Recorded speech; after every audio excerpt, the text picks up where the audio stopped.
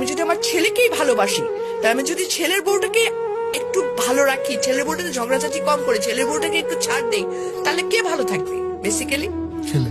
Yes, এই জিনিসটা মাদের মাথায় ঢুকাইতে হবে যে আমি আমার ছেলের বউকে আমার ছেলের হ্যাপিনেসের জন্য ছাড় দিব। সত্যিকার অর্থে যদি আমি বলবো, একটা ছেলের বিয়ে দেওয়ার পর সংসারটাকে হ্যাপি করার ক্ষেত্রে 80% ক্ষেত্রে একটা শাশুড়ির ভূমিকা অনেক, মানে ছেলের মা। ডেফিনেটলি কোন জায়গায় ছেলে বউ খারাপ আছে, কিন্তু exceptional cannot be an example. বেশিরভাগ শাশুড়ি কিন্তু বেশি আমার দখলদারিত্ব মনোবৃত্তিতে চলে যান।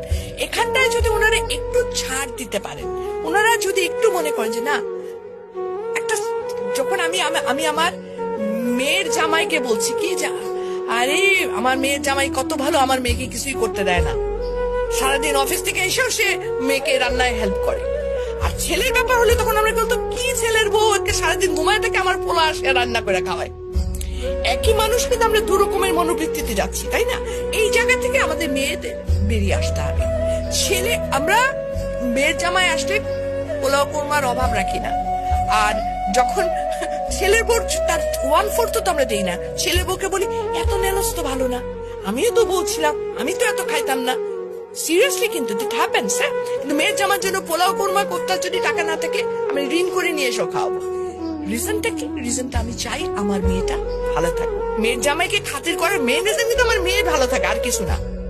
আরেকটা জিনিস আমি সরি, আমরা বড়রা যদি ছাড় দিতে পারি, আমরা বড়রা যদি একটু উদার ভাবে চলি, আমরা বড়রা যদি একটু হলেও আচ্ছা ঠিক আছে ওটা এত হিটলারি নিয়মে না যাই, আমি শাসিত হয়েছিলাম তখন অতএব তুমিও শাসিত হবে এরকম থেকে, তাহলে কিন্তু ছেলের বউটা অটোমেটিকলি অনেকটা চেঞ্জ হয়ে যাবে।